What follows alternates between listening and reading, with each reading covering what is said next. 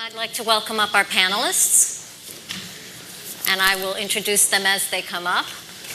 To my left is Virgil Turner, who's the Director of Innovation and Citizen Engagement in Montrose, Colorado, since August of 2012, and he previously was the Network Manager and the IT Manager. Next to him is Rick Usher, the Assistant City Manager for Small Business and Entrepreneurship, who has been employed by the City of Kansas City, Missouri for over 29 years, and he is the single point of contact for Google, AT&T, and Time Warner. And next to him is Nate Hill, the Assistant Director of the Chattanooga Public Library. He's responsible for the launch of the Fourth Floor Project, a 14,000 square foot community space. If you haven't seen that in the library, you really got to go. It's pretty spectacular.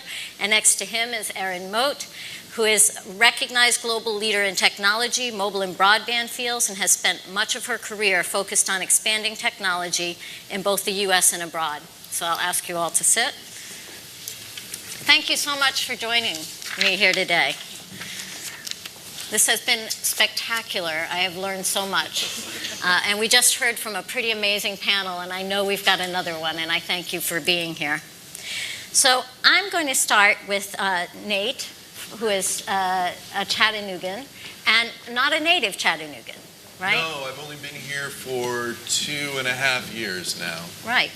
It's a great town. How has having next generation broadband here changed your role as a librarian? So before even hitting the broadband issue, I'd like to just talk and sort of frame the whole thing by talking about what the internet has changed for libraries. In general, you think of libraries as these big, huge warehouses, right, where we stockpile information in all of these different kinds of containers. But instead, now we have this sort of global read-write repository called the internet, where all of the knowledge exists. That changes everything that we do. It doesn't completely replace it. There have been a couple of other speakers who've said things like this, but think of how television was expected, maybe it would be a radio killer, but it wasn't. Of course, we still have radio. So all of the books and all the other things that we've always done, they're not going anywhere. But now we have all these new things we can do because of this global repository of knowledge. And so it shifts the way that we think about delivering services in public libraries. And so when you get at the broadband piece, there's an analogy. It's not a perfect analogy, but there's one that I'd like to make. And when you look at what a bookshelf is and how a bookshelf solves a pretty simple design problem, if you need to provide access to the maximum number of people a whole suite of knowledge in the form of books, the bookshelf actually is a very, very elegant solution, right? I mean, you can put together you have the Dewey Decimal System, so you can actually find things on these shelves, and you can get out what you need. So what if, while I've got, hundreds of people coming in the library every day, what if the design solution for the bookshelf was that it was just like a single thing that was really, really tall, or we just stacked the books one right on top of one another? That would be a lousy solution to the problem, right? And so as we're looking at moving from the slow speeds of the internet right up to gigabit access, I see it as a good design solution to the problem of people coming into my building and trying to access all of this information in all of these different ways. Right. Fabulous. Thanks. And how do you think, Nate, as a follow-up, how do you think that it impacts the experience of the user in your library? The opportunities that exist in your library. How does that change the way users? There's a great deal of change. I think the biggest one, and I hope everybody will see this when they come see the Fourth Floor, which is a particular implementation of this, is that we're really focusing more now on how people can help to create knowledge and share knowledge in the space. We don't think of the library as a place that has all of the expertise, so we rain down knowledge from on high to everybody, but knowledge is actually distributed across the community. So if the internet is this great big read-write space, then we need to teach people how they can participate, how they can contribute. And so it's a major shift for the organization, right? To go from being a consumption-only model to a consumption and contribution model. The best example you can think of would be, look at the difference between Encyclopedia Britannica and Wikipedia, right? With Encyclopedia Britannica, it iterates every year. And there's this very long, slow process that it goes through. Right now, everybody out there can be editing a Wikipedia article on their phone. So how do we prepare people to be part of this whole new information ecosystem? It's a big change from when I was young and we got the Encyclopedia Britannica one volume at a time. So as long as you were looking for something with an A, you were okay the first time. Took a long time to get to Z. So if I could, Rick, you've called Gig Access a catalyst for community involvement. Can you give us some examples? Well, our experience with Google Fiber has impacted the entire community just across all segments of society. I'm sure that Chattanooga, Lafayette, other cities are experiencing the same thing, but it really, I think, is something that we weren't prepared for, and it's a really positive outcome that we have a high degree of community collaboration. And do you have some examples of how the community has been more engaged, either in government or other community opportunities? This conversation started with the libraries, and our libraries like to say they've been engaged in digital inclusion and bridging the digital divide for 15 years, and that's really true with the computing centers that they've had. So they've led an effort that now is our Digital Inclusion Coalition. They had a Digital Inclusion Summit that you attended. That again brought together all walks of life to share at the library. Right. And the issue of digital inclusion is one that every city must face, and it's a complex one. It doesn't have a simple solution. And I know that both Chattanooga and Kansas City have a great focus on this issue at the moment. Yeah. And that's, if I could for a second, where one organization that's sprung up in the last 3 years, Connecting for Good, right, is making an incredible impact in Kansas City. They're a not-for-profit. They're funded by donations, and they refurbish computers. They've trained over 2,500 residents of low-income communities or neighborhoods, and they're also looking at ways to provide internet connectivity beyond the incumbent ISPs or Google Fiber, where costs need to be even lower for that community. Right. And Chattanooga has a similar effort. Yes, indeed. So let me ask you, Aaron, if you would, working with Mozilla and US Ignite, you support cities that have gig access, like Kansas City and like Chattanooga, both represented here today. Can you share the outcomes you're seeing in US communities that have gig access, and can you explain what you see happening for cities that do not? Yeah, so I think we both know that now human talent can flow anywhere in the world, right? And certainly I've seen that in building next-gen networks that are outpacing U.S. cities in Kenya or even in Haiti, or even in South Sudan, the newest country in the world. And so when we look at Chattanooga and when we look at Kansas City, they are leaders and they should be trumpeted as leaders. And I think what has happened for those two cities is exactly what we're talking about. It's not just the network capacity that needs to grow, it's the human capital that we need to build at the same time. And we need to think about that in terms of digital inclusion and access. And so what's going on in Chattanooga right now is on Saturday at the library on the 4th floor, Mozilla, through the projects we have with local institutions, are opening the Gig Lab, which is a little corner of the 4th floor. So if you see it, you'll see that why I say it's a little corner. But it's the first place that really we invite everyone to come and interact with the gig. So if you are a mile off the network, come to the Chattanooga Public Library and see what the gig can mean for you. And I think doing that translation is really, really important. And that's what the Mozilla Community Fund does. It works with great organizations here in Chattanooga, like the Public Education Foundation, which is doing incredible work creating teacherpreneurs. We talk about education as one of the guideposts of what we imagine we need for 21st century skills and U.S. global competitiveness and certainly cities competitiveness. Our teachers are the infantry. They are the front line that are helping our students really understand what 21st century skills look like. Not just coding, not just computer programming, but Metatronics and advanced manufacturing, digital broadcasting. And at the heart of that is our teachers who really are growing their capacity. And institutions like the library, both in Kansas City and Chattanooga, who are becoming the public face of the gig, where folks don't have access. Right. And really thinking about how do we have those conversations that create uncommon alliances, that bring people together. And not just people together, but people from multiple walks of life. I think the work that the Enterprise Fund is doing here in Chattanooga is amazing. They have a multi-generational board that's really thinking about pushing innovation and doing it from the perspective of digital inclusion, but also how do you grow capital capacity and attract more capital. And so at Mozilla, we think about what we're doing as creating a space so that young people, frankly, all walks of life, but frankly, we have a little bit more of a youth tinge, that folks from all walks of life can go from consuming the web to making the web.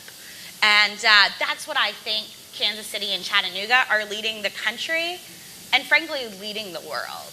And if cities fail to rise to the occasion, or we fail as a nation to recognize the importance of next-gen networks, we will lose our global competitiveness. Right. So Kenya will outpace us. They have the Silicon Savannah, just like Kansas City has the Silicon Prairie. And I'll tell you that their Silicon Savannah is developing technology right now that is leapfrogging U.S. technology, and we need to be focused as a nation on a core imperative of bringing more gig cities online so that we do have a network that promotes this type of innovation.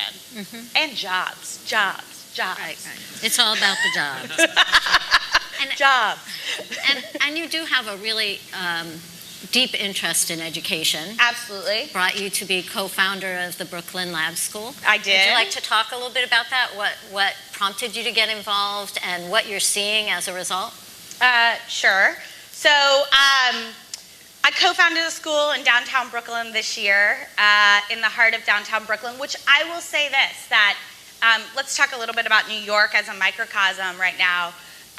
We don't have gig access.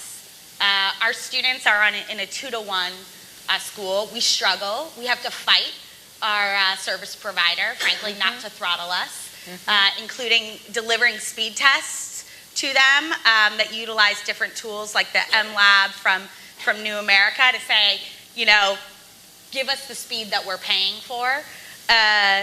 Where 1 in 5 of our parents, like most New Yorkers, only have access to data through mobile broadband. And it's often fixed data rate plans, so it's expensive for our parents to stay engaged. My co-founder and I, Eric, we founded Brooklyn Lab because we wanted to create a next generation learning school.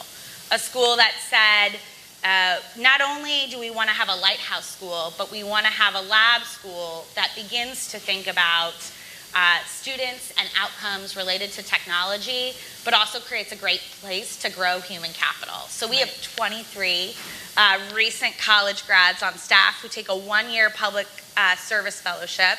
You're going to be horrified when I tell you how much they make. They commit to 1 year at Brooklyn Lab and make $13,500 in New York City. I know, take that moment. You can feel sorry for that. We also offer them public service loan forgiveness. But what attracts young people to the possibility of working in a next generation school is imagining education differently, is thinking about digital literacy as a core pillar of what we're doing, in thinking about working with the kids we love the most. At Brooklyn Lab, we're 33% special ed. We are 95% free and reduced price lunch. We have 12 two-strike scholars in our class. These are students who have committed 2 strikes in the juvenile justice system by the time they are 10. We have 20 students who are transient, so maybe they're in foster care or they're homeless. These are the kids we love the most. These are kids where traditional education has failed them. They frankly have a Swiss cheese education, where with the Common Core, they have maybe some skills from 1st grade, some skills from 3rd grade, some skills from 4th grade, but they need help. They need to get to grade level. And we use digital tools in order to do that, to remediate those skills. And so we do that from courseware to robotics to computer programming to hook our kids. And they love it. They come to school from 7:30 in the morning till 5:15 at night. That's a commitment from a 6th grader, I will tell you. And they are driven by having, not to settle for a typewriter education in a touchscreen world. They are making that commitment. They are saying, we want something different. Our teachers are saying we want something different. And they are saying, help us. And I think the great work that folks like PEF here with Mozilla are doing to build teacher entrepreneurs, where we're focused on building digital literacy and digital inclusion skills, is really important because, again, teachers are our infantry. Right. They are our infantry. A great teacher is who makes all the difference for our young people. No technology will ever supplant a great teacher. And we have to think about how we prepare our teachers and our scholars for a future that works for them. And again, I will say that if we don't improve our education system, which we are 37th in the world in global competitiveness on the quality of our education system, we will fail as a country. It's our greatest national security crisis, I believe. Thank you. Yeah. As a real proponent of education. I am. So let me turn to Virgil. So Virgil, you come from Montrose, Colorado, and you're planning to become a fiber infrastructure owner, partnering with the private sector to provide service over an open access network. First, why did you make the decision to go this route? What are you looking for in terms of outcomes for your community that you currently can't manage but would like to? And, and I'll have a follow-up after that. A bit of context, if you're not familiar with Montrose, we're in the western side of the state of Colorado. Montrose is one of the largest communities in our region. We provide regional leadership to other local governments within our area. And to get to your question, Montrose has this thing going for it. It's a small thing called the Rocky Mountains. Maybe you've heard of it. I don't know. I've heard there's mountains around here. Maybe I need to take a trip and look at them. But all jest aside, we don't have really a problem attracting people to Montrose. It's how can we get them to be able to live there, make a living, and that's really been a struggle. And so the folks in Montrose and the folks in western Colorado, rural Colorado, are innovators.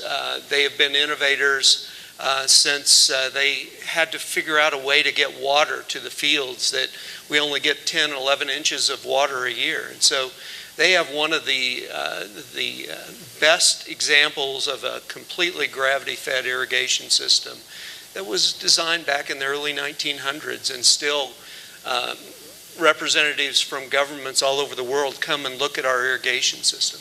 So we're a region of innovators, and we see people. I'm never surprised by who I meet on the street come to Montrose because they want to live there and try to figure out a way to make a living there.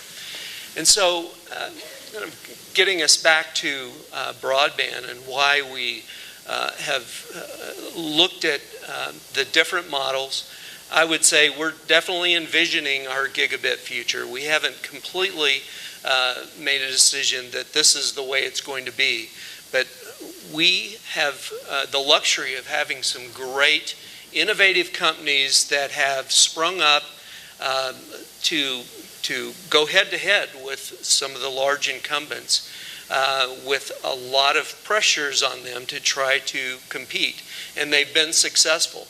And so as we look to our future and how we're going to roll out Gigabit to our community, we want to try to find a way that we can bring them into the fold, solve perhaps the problems that we have the ability to solve.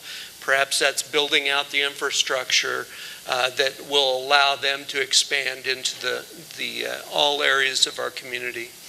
And so that innovative community that we have that has been working on this, investing their own hard-earned dollars with perhaps little return on investment. We want to try to encourage that innovation and help them to grow. And so Colorado is one of the states in the country that has a bill that makes it more difficult for you to, a law that makes it more difficult for you to build. Yes, you want to talk a little bit about that, both your process with that and the more recent accomplishments of some of the other cities in Colorado? Sure. In 2005, as we see in a lot of states, the incumbents lobbied hard for a anti-municipal broadband or advanced, back then we called it advanced communications. Anything over 128 kilobits per second is considered advanced communications. So,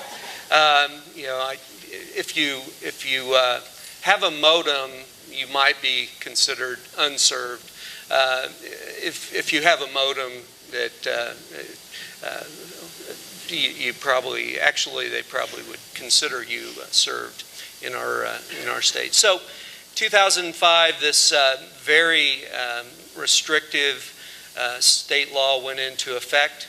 And I think a lot of folks, even today, as I talk about this prohibitive state law around our state, many folks are just not aware of it, and certainly not aware of the effects on moving forward as a state, as individual municipalities in providing our a gigabit future for our citizens.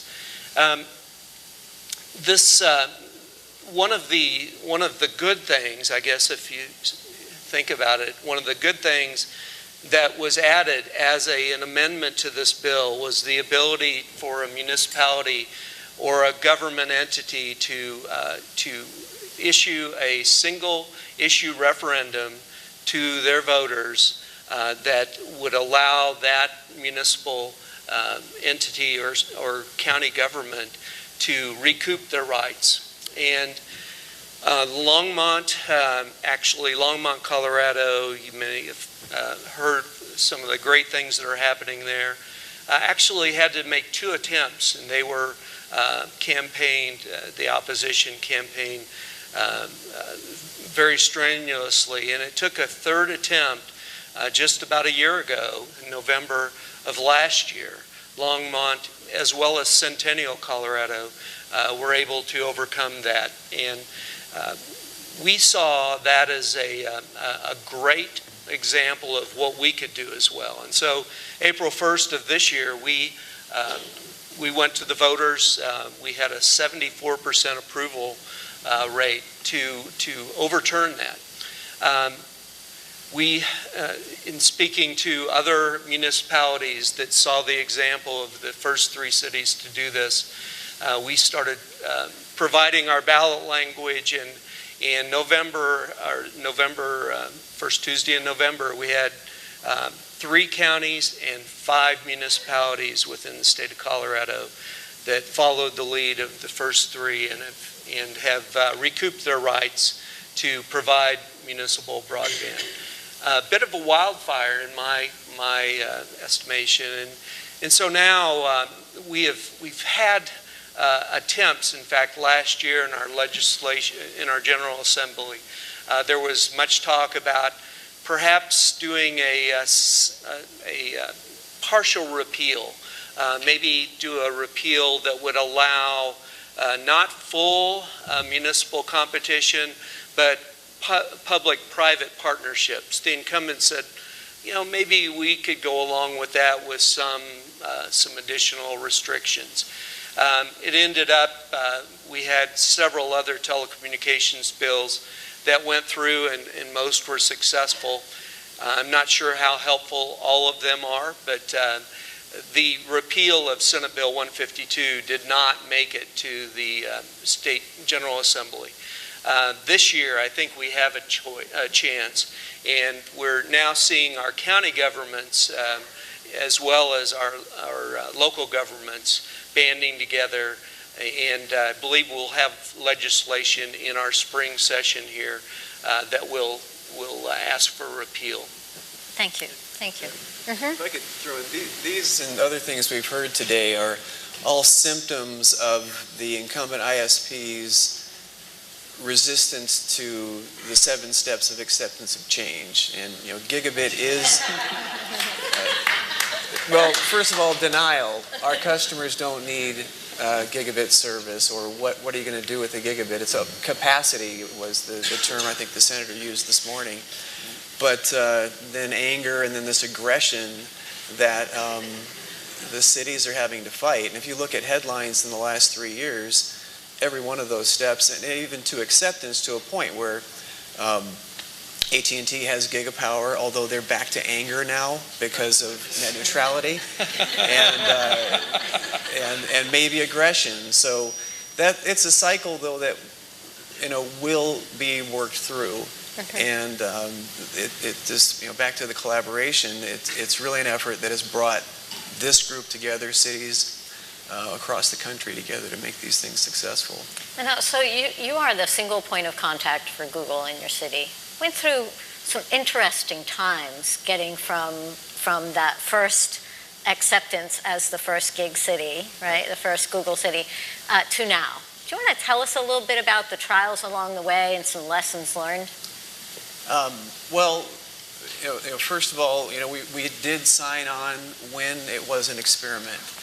Kansas City, Kansas, Kansas City, Missouri, another great collaboration. Mayor James, Mayor Reardon, and the mayor's bi-state innovation team that is my buddy Aaron Deacon here leads KC Digital Drive, which is another great organization to look at. But I'm sorry, I went too fast. No, you just about that process of working with Google through that, from that initial acceptance to... Right, okay. So just for me, my experience in city government has been in helping to expedite large-scale projects, mainly construction, and this is kind of my first foray into an infrastructure project. So working with our staff to accommodate their needs. The checklist was mentioned earlier. What a luxury that is for communities.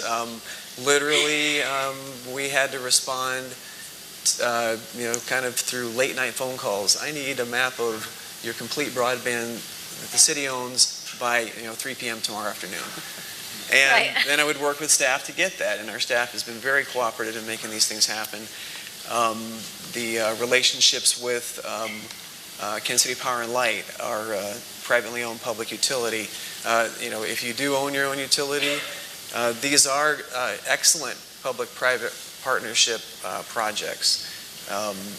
I can't think of many more that, at least from the benefits we've seen in Kansas City, with Google's investment, with Google's recognition of the value in investing in Kansas City.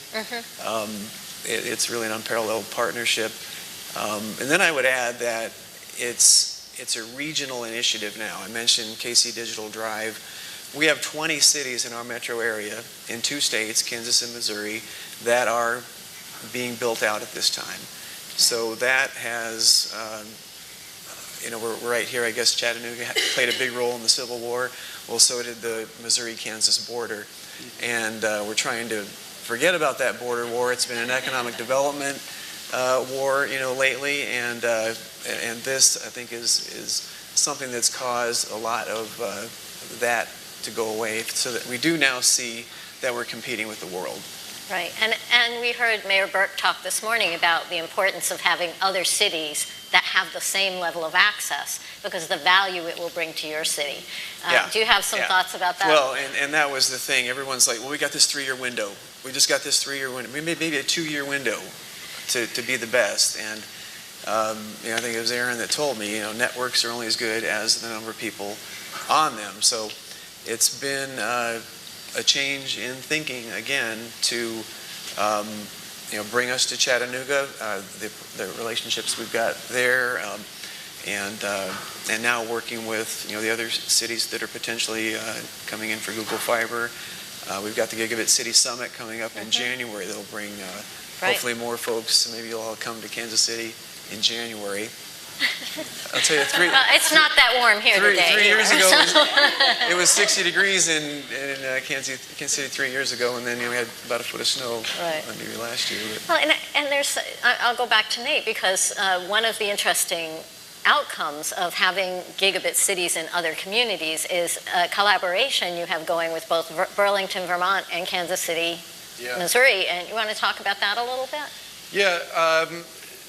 Like you said, the more people you have on a network, the more powerful it becomes. And so connecting with Aaron and David from Kansas City, as well as Ruby back there from Burlington, we've been talking about, we've been brainstorming some ideas for exciting ways we could collaborate in the future.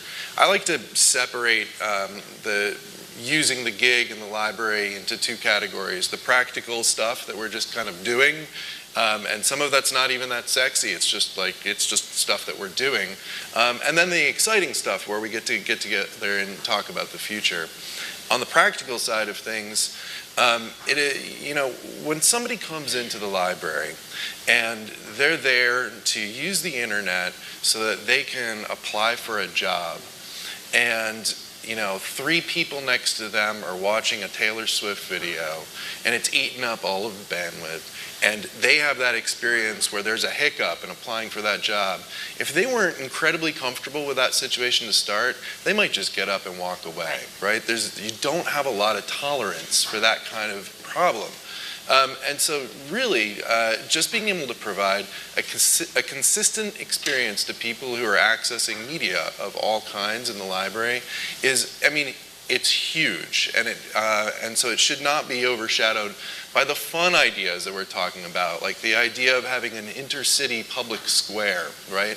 Where we're able to take and have a low latency connection and light up this whole wall as a gateway to somewhere like Kansas City, so that we could have experiences, like real human experiences across this gateway, so that somebody can be reading a story to children in Chattanooga and in Kansas City at the same time. Or a foreign language conversation practice group could be actually conversing without problems, right, all at once. So we're super excited to see more and more gigabit cities so that we can start to realize some of these fun futuristic ideas as well as the day-to-day. And as Jonathan said earlier about the scarcity model versus the model of abundance, it changes how people view the opportunity, certainly within the library for sure, and certainly within education and government.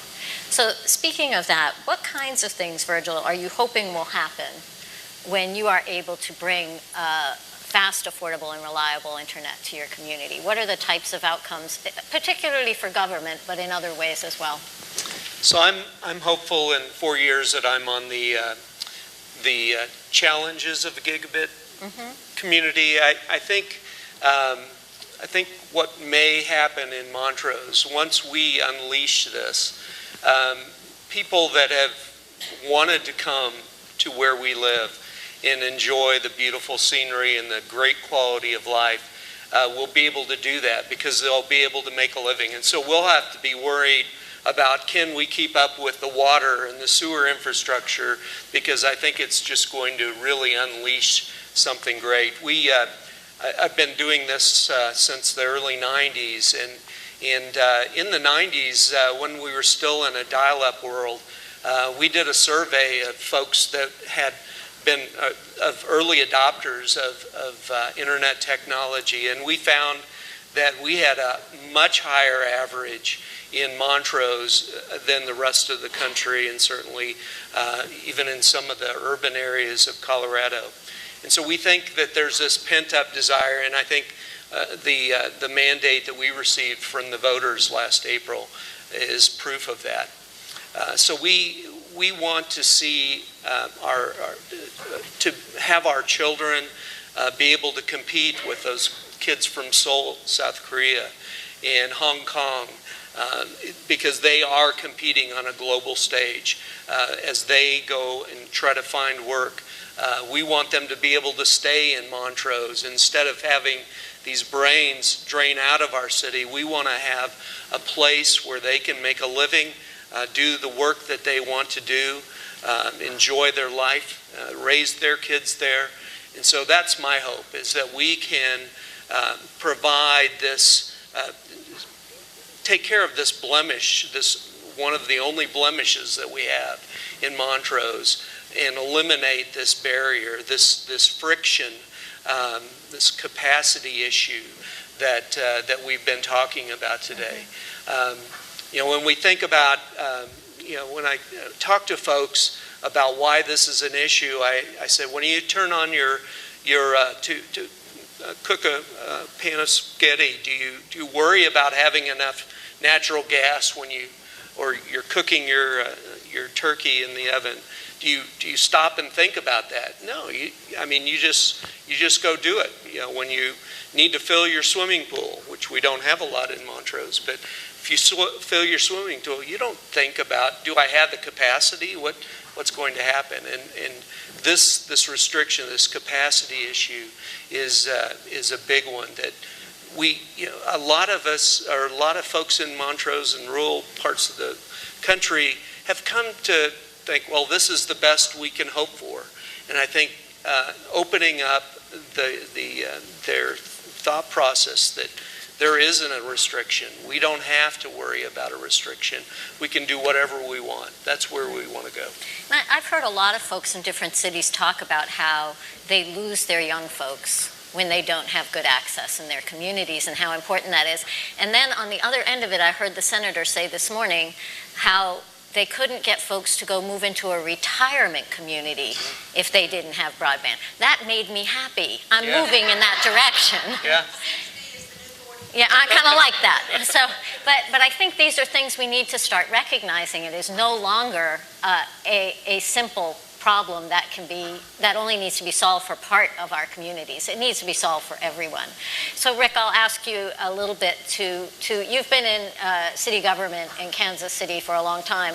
Tell me what you see changing, what excites you about the opportunity, and what challenges do you see moving forward? Well, what's growing is our community engagement, and we have a site we call KC Momentum that allows you to put questions up. We run budget questions, and anybody can come in and comment on that 24/7, and that's worked its way into some of the legislative processes. And then we've got Ashley Hand was at the launch, our Chief Innovation Officer. The mayor is really focused on innovation, entrepreneurship, business growth. We're talking a lot about people getting jobs. Well, back to those earlier comments about asking permission, we have a growing and successful startup community where you get 3 or 4 people together, maybe through a startup weekend, or I think we're calling it Up Global now, and you're launching a business on Sunday, and maybe if you're really good, you're making some revenue, and then hopefully not moving to Silicon Valley. We're taking a lot of steps to make that happen. So the other changes is our economic development agencies are looking deeper than just bricks and mortar business development now, and they're looking into the possibilities that Gigabit broadband will bring to the city. Just a really important thing on digital inclusion and the idea that geography doesn't matter is that this is an important tool for economic mobility in a lot of our economically distressed neighborhoods. If we can get people connected, home-based business opportunities, work from home, distance working opportunities. There's hundreds of companies that employ people who work at home. So it offers possibilities to the disabled community. Exactly. And it also provides something that I don't think we've studied enough, an idea of business resilience. So if you have, Sandy, or you have snowstorms that we've had in Kansas City where we shut City Hall down for 2 days, with these high-speed symmetric connections, staff can work from home. We're really kind of putting buffering back in the appropriate lexicon as landscaping, right, and not a hindrance of right, use of the internet. Right. Well, and I've heard some stories about schools beginning to think of snow days as digital learning days, mm-hmm, which of course can only happen when we do a good job with digital inclusion, but that's right, in the future, right? When we stop thinking scarcity model and start thinking abundance, then it becomes a possibility, right? And so, Nate, you live here in Chattanooga. Yeah. Tell us a little bit about how the qualities of this community that sprung out of having gigabit access have really made it a wonderful place for you to be. In what ways has it changed? So first of all, I have to correct myself because I've been here 3 years, not 2.5, and I said 2.5 earlier. And I realized that when I wanted to say to the group that there's an exciting event going on tonight. Right. From 6 o'clock till 9 o'clock on the 4th floor of the public library, the CoLab will be throwing their third Will This Float event there, which is an awesome event with people pitching their business ideas. And if anybody has the opportunity to both do the tour this afternoon, so you see kind of the blank white space that this place can be, as well as later on tonight what happens when you transform that blank white space for a very specific kind of event, it's kind of powerful. It is, it's worth seeing that. So now to actually answer your question. Okay. So things that have been unique and special about Chattanooga because of this gig. So first of all, I fell hook, line, and sinker for the gig story. I moved here from San Jose, California, because we had a broken library in this community, and I thought, where is a better place to go and try to figure out the future of libraries than in a place that has this gigabit access? So the things that I have noticed, and I don't know if it's incidental or not, but you would think in a place that has a network there would be this kind of incredible connectivity, and I feel that in a very human way in this city. There is this remarkable collaborative spirit here, and having only been here for a very little while, I've managed to get a ton of stuff done. And so maybe it is just incidental, but for a place that's thinking about connecting everybody in one way or another with this infrastructure, it kind of makes sense that it would be that way. Right. I don't know, all I can say is that this is a great city and it's a fun place, and you're all crazy if you don't spend time here. Right. It's actually a pretty interesting place to be, and I will say Ken Hayes from the Enterprise Center is sort of the human connector, right? He is. There is Super connectivity here that goes beyond the connectivity because everybody knows everybody because Ken connects you all. And I think there's value in that goes well beyond. I mean, the gig may have brought that, but that value of working together collaboratively, finding a problem, focusing on that problem, and solving that problem, that's pretty clear here. Yeah, I really don't think it's incidental. There's this thing you can look at the website of an organization, and you can by looking at the architecture of the website, you can figure out all the problems with the actual org structure, right? I think that that there is something to the fact that we are thinking about this fiber network and the way that we're all working together. I don't think it's just chance. And how it solves some problems for you. I mean, it's not going to solve all the problems. And I think, Erin, sort of back to this idea of how we help schools become better schools and teachers become better teachers. Mm-hmm. How have you seen professional development for teachers change based on the fact that we have connectivity? Yeah, so I think that we're all talking about something around the currency of connectivity, and we're not just talking about what happens when you upgrade networks, but what happens when you focus on building the human capital support that goes with it. And I think that is essential. For professional development for teachers, we have to do better.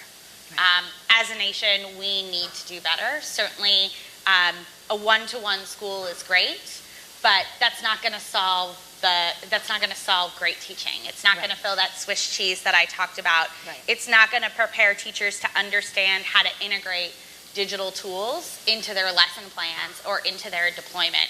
It's not going to help teachers figure out what works for them in a classroom. If they're using technology to hook and to engage, if it's a 2-minute Khan Academy video, or if they're understanding how to use digital courseware to understand where our students are when it comes to the summative assessment. Mm-hmm. And I think this currency of connectivity that we see evolving in professional development is one of partnership.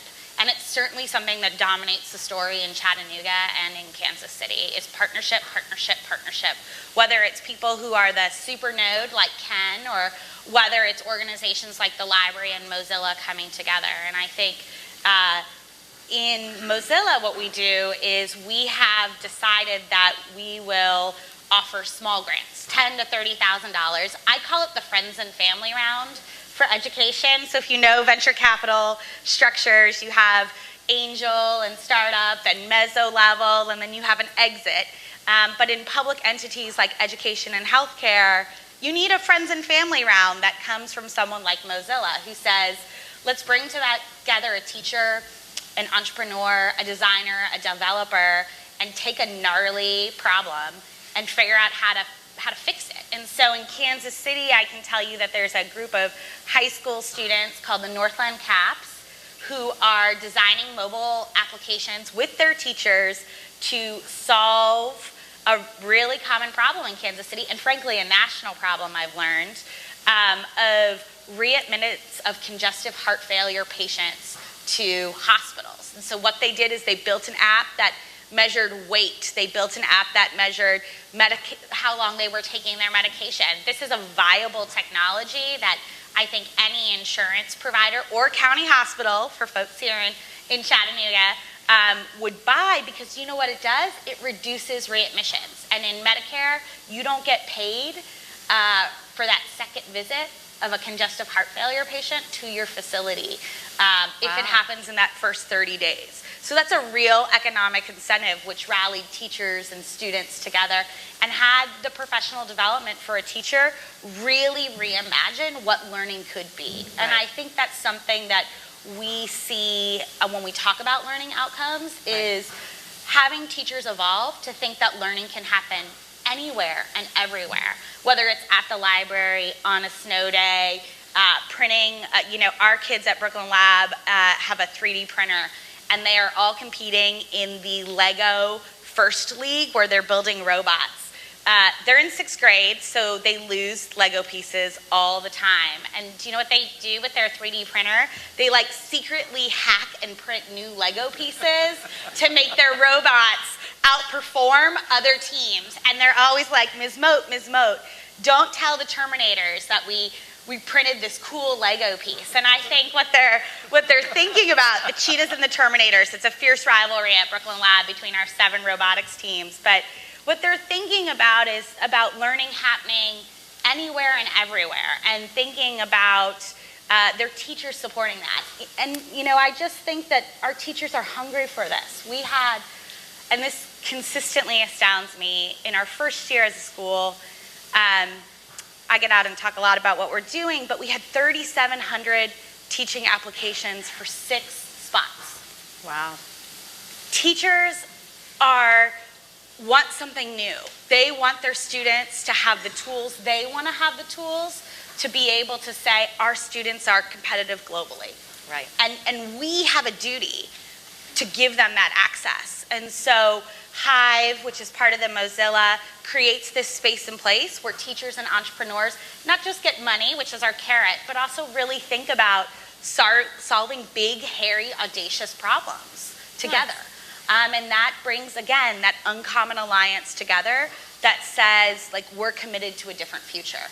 And I can only imagine what happens when we have more gig cities online. And if you need a playbook, I will plug Aaron and Casey Digital Drive. They have a great playbook for what you need to do. but don't lose the partnership aspect of it. Come work with Mozilla. Come find us. Come work with US Ignite. We will happily take your emails. We will happily take your calls. We will happily get on a plane and come see you and talk about what actually changes the equation.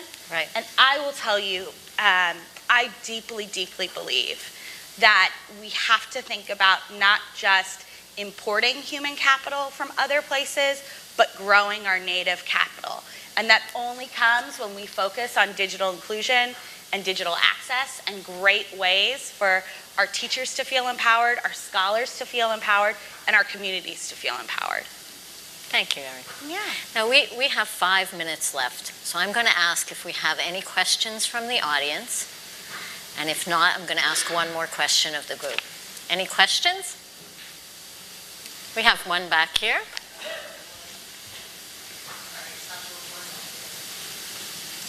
So, I asked the last time, I had explained a little bit about the background about our research that J. Walter Thompson is doing, and a big part of that research centers on mobile usage. And obviously, gig technology has a huge impact on people in businesses, working on desktops, et cetera. You had said, learning from anywhere and everywhere, and your example from people, coming into the library to fill out a job application. But actually in our research, children were saying, children ages anywhere from about 17 to 22, they were saying that they even write term papers on their cell phones. That we actually posed the question to a lot of our focus groups around the country and said, what would we have to give you to give up your phone for a week? And the majority of children said nothing. You could not give me anything in the world to give up my phone for a week. Some people said a car, $100,000. And then we said, what would it take to give up your computer for a week? And they said, well, you could just have it. And so I'm really wondering, as the mobile nature of technology, especially for younger generations, really grows and grows, how does gig technology almost inhibit that, or keep people tethered to certain locations? And how are whether it's municipal entities or private entities, how can they help to enable that? Anyone want to take that? Well, wireless standards are evolving, and devices' ability to do more is evolving, right? So, so some of that might actually just converge from a technology point of view. I don't know. Just want to put that out. Yeah. Can I take that real quick? I think there's a huge difference, and maybe what I'm about to say is going to rattle some feathers, between being mobile literate and digitally literate. And I just want to say that, let me give you the example that we start the school year at Brooklyn Lab with all of our students taking their assessments online on a Google Chromebook. And so I'm a technologist by training, so I made the assumption that this is going to be great. We're going to prepare our kids to take the summative exams online, which in New York is coming next year, so our kids have to be digitally literate. And we had 76 kids bomb it. And so I said, what is going on here? And so I walked in the classroom and just stood at the back of the classroom and took notes. And do you know what our students were doing at the 6th grade? They were touching the Chromebook. They were touching the computer screen to try to take their exams online. And what they do know how to do is consume mobile content. But what they don't know how to do is make content. And I think that's the paradigm shift we need to be calling our scholars and our young people and everyone to do, is not just be consumers of the web, but makers of the web. And so they have to be able to navigate things like email, how to find a Wi-Fi access point in an airport, how to be able to type, frankly, and not touch type, but actually type. And I think, Nate's right that there will be some convergence here, and certainly the places where you're seeing those leapfrogs in mobile broadband and the broadband as a backbone are coming actually in emerging markets where they lack connectivity, terrestrial cable. But I think we have to take a moment and pause and say, is mobile literacy the same thing as digital literacy? And I would argue for you and this audience that it's not, and that what we are calling for in 21st century skills is digital literacy, and that's the ability to make the web, to not just be consumers of TV and entertainment, but to actually generate that content. And certainly that's what James Cameron wants to do when he makes new content. That's what our scholars want to do when they print a new Lego. And frankly, that's what we see with teachers and community folks and people who are building apps. They need to be able to make the web. And we have to do that with gigabit connectivity. It won't be solved by a mobile revolution. Do you want to say something? Oh, go ahead. I mean, just that also we seem to be really focused on gigabit connectivity always being about devices and the browser, but never mind all of the opportunities with sensors and everything else that can be done at a city level. It's just needs to be factored into the conversation, that's all. Rick? Well, mobile and gigabit, I don't think they're separable. That you have to have the backhaul for good wireless, good Wi-Fi, and mobile is the future. I think there's statistics out just showing how many more mobile devices are sold than desktop, laptop devices. And in Kansas City, we've got a partnership we're working on with Cisco on their Internet of Everything project that will, like you're mentioning, devices and big data opportunities and more communication really with that mobile device. At our Digital Inclusion Summit in Kansas City, it was determined that 17% of the population have no internet access. So 17% of the participants were asked to wear, so they got a free conference t-shirt, but they were asked to put their phones in airplane mode. And the back of the shirt said, "I'm in the divide." And so at the end of the day, they had to report out what their day was like. And I was just kind of thankful that they didn't have a tech-dependent, report out, because I'm in the library and I renewed a book from my iPad. And this guy I'm sitting next to is like, "Just walk over to the desk." I'm like, that's, mobile. And Right. so...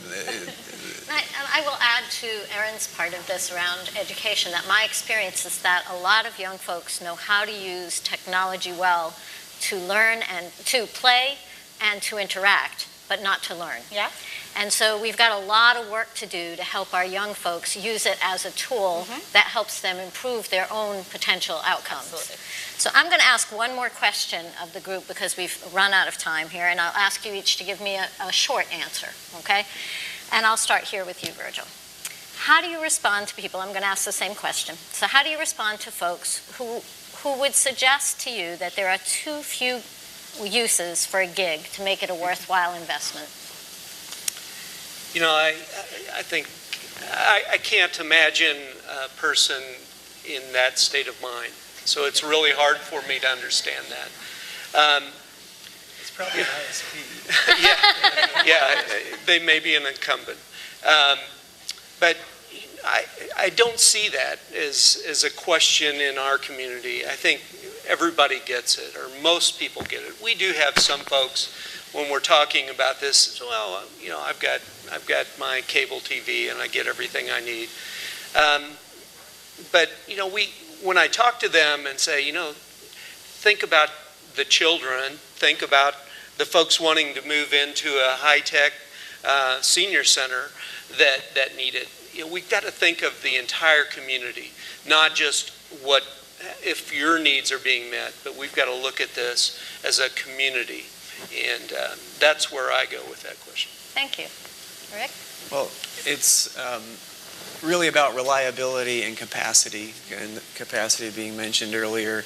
The no buffer zone, the ability to have 4K TV, and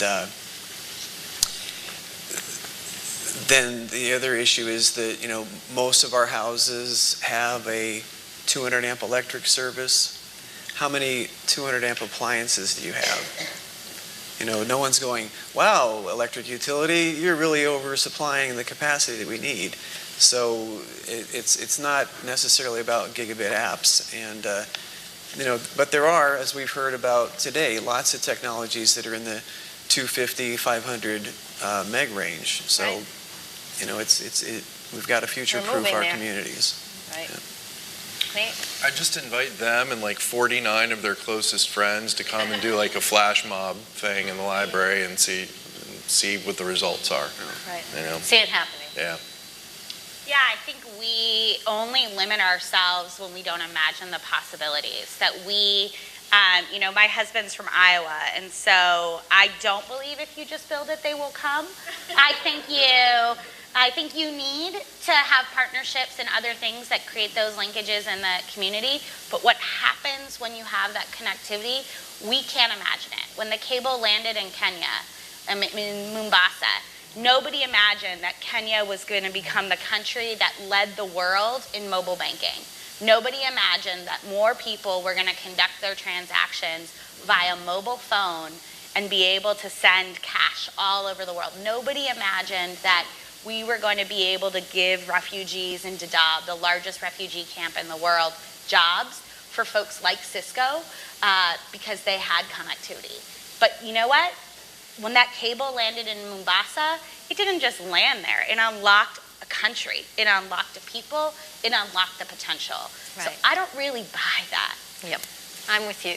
Absolutely fabulous. Please join me in thanking our panelists.